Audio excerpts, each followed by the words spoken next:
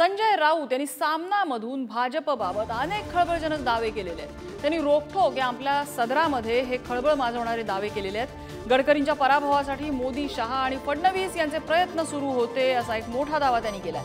गडकरींच्या पराभवासाठी फडणवीसांनीच रसद पुरवली असा त्यांचा आरोप आहे। गडकरींचा पराभव होत नाही हे लक्षात आल्यावर फडणवीस प्रचारात उतरले असं ते म्हणतात। तसंच अमित शहांच्या हाती सत्ता आली तर योगींना ते घरी पाठवतील असाही एक मोठा दावा त्यांनी केलेला आहे। आणि त्यामुळेच मोदींचे समर्थक योगींचे समर्थक हे मोदी विरोधी प्रचार करत होते आणि त्याचा फटका त्यांना बसेल असं भाकीतही त्यांनी वर्तवलंय।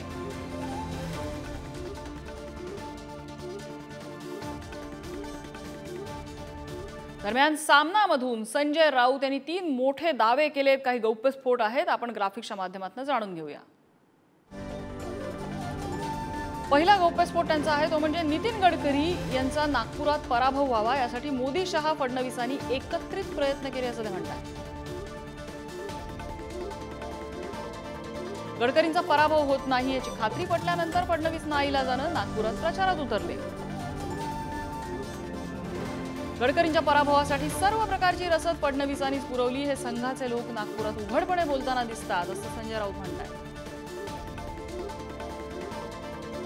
दुसरा गौप्यस्फोट त्यांनी केलेला आहे योगींबाबत। अमित शहा यांच्या हाती पुन्हा सत्ता आली तर ते उत्तर प्रदेशचे योगी आदित्यनाथ यांना सत्तेतून दूर ठेवतील। त्यामुळे योगी को बचाना है तो मोदी को जाना है हा संदेश योगी समर्थकांनी फिरवला आणि उत्तर प्रदेशात याचा भाजपला 30 जागांवर फटका सहन करावा लागणार आहे असं भाकीत संजय राऊतांनी केलेलं आहे।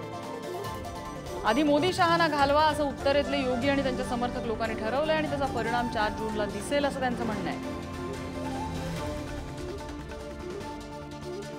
एकनाथ शिंदेंबाबतही त्यांनी मोठा दावा केलाय। शिंदेंनी पैशाचा अफाट वापर लोकसभा निवडणुकीत केला। प्रत्येक मतदारसंघात त्यांनी किमान 25-30 कोटी रुपये वाटले आणि पुन्हा अनेक उमेदवार पाडण्यासाठी वेगळं बजेट। अजित पवार यांचा एकही उमेदवार निवडून येऊ नये यासाठी शिंदे आणि त्यांच्या यंत्रणेनं खास प्रयत्न केले असंही राऊतांनी रोखठोक या सदरात म्हटलंय। दरम्यान सामनाच्या रोखठोकवर भाजप नेत्यांनी संजय राऊतांवरती निशाणा साधलाय, पाहूया। आदित्य ठाकरेंना पाडण्याचा प्रयत्न संजय राऊतांकडे जेवढा जागा हे जेवढं खरं असेल तेवढंच हे सत्य आहे। माननीय उद्धव ठाकरेंना मुख्यमंत्री पदावरून हटवण्यासाठी संजय राऊत यांनी प्रयत्न केला हे जेवढं खरं असेल तेवढंच हे खरं आहे। खरं तर खोटं बोलण्याची सुद्धा एक मर्यादा असते, पण दुर्दैवाने ही सवय आता व्यसनामध्ये बदलली आहे।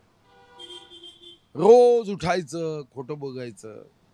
4 जून नंतर संजय राऊतांचं थोबाड फुटलेलं आपल्याला त्या ठिकाणी दिसेल, कारण योगी आदित्यनाथ यांनी देशाची गरज मोदी आहेत, देशाच्या भविष्यासाठी मोदींची गरज आहे हे जाहीर सभांमधून अनेकदा ठणकावून सांगितलंय। त्याच्यामुळे मोदी योगी असं चित्र उभं करू नका। संजय राऊत आपल्या पक्षाची, आपल्या घराची काळजी त्या ठिकाणी करा। हा देश, आमचा पक्ष मोदींच्या नेतृत्वाखाली चालेल हे सर्वश्रुत आहे।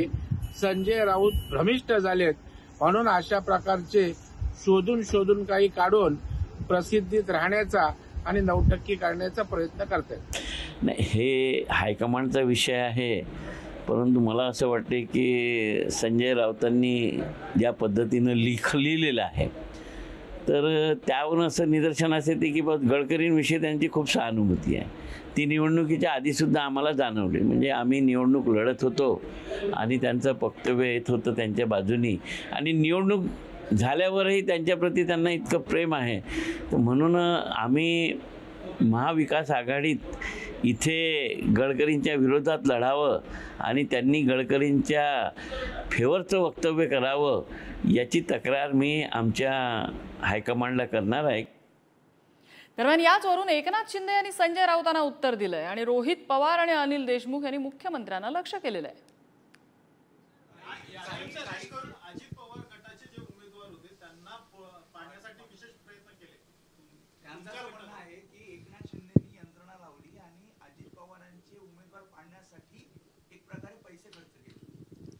हा जावई शोध कोणी लावला?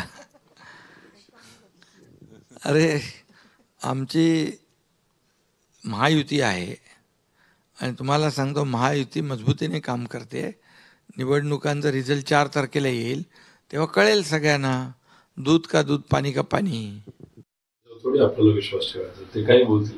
4 जूनपर्यंत पेशंट दाखवा, 4 जून नंतर बघा काय होतंय. तर शेवटी तुम्ही मोदी साहेबांची भाषणं तरी बघितली, ज्या लेवलला ते स्वतः गेलेले आहेत त्याच्यावरून कुठेतरी असं वाटतंय की त्यांना सुद्धा ते असह्य झालं होतं की लोकांकडून प्रतिसाद मिळत नाही. म्हणजे लोकांकडून प्रतिसाद मिळत नाही आणि भारत एक लोकशाही आहे आणि इलेक्शनच्या माध्यमातून भाजपला खूप मोठी पिछेहाट होताना त्या ठिकाणी आपल्याला बघायला. बदललेले दादा कोणालाही काय भावत नाहीत आणि आवडत नाहीत. कारण पूर्वीचे दादा जे होते स्वतः निर्णय तिथे घ्यायचे. जर अशी एखादी चुकीची घटना घडली असेल तर तिथं लगेच कारवाई करा असं दादा बोलले असते. पण आज दुर्दैवाने त्यांचे हात बांधले गेलेत का काय दुसरी अडचण आहे हे आज तरी सांगता येणार नाही. हे संपूर्ण नागपूरला माहीत आहे की माननीय नितीन गडकरी यांना हरवण्यासाठी ते पराजय त्यांचा झाला पाहिजे याच्यासाठी त्यांच्याच पक्षाच्या लोकांनी काम केलं. सर्व नागपूरमध्ये चर्चा आहे. जेवढे देवेंद्र फडणवीस यांचे कार्यकर्ते होते त्या कार्यकर्त्यांना जाऊन विचारा की त्यांनी या निवडणुकीमध्ये कोणतं काम केलं. संघ परिवारामध्ये चर्चा असल्याचा दावा संजय राऊतांनी. खरी गोष्ट आहे. संजय राऊतांनी जे सांगितलं ते 100% खरी गोष्ट आहे. नितीन गडकरी पराभूत झाले पाहिजे याच्यासाठी काँग्रेस आणि यांनी तर आम्ही काम केलं सर्वांनी. पण आमच्यापेक्षा सुद्धा 2 पावलं पुढं त्यांच्याच पक्षाचे काही जे देवेंद्र फडणवीस यांचे कार्यकर्ते होते ते होते.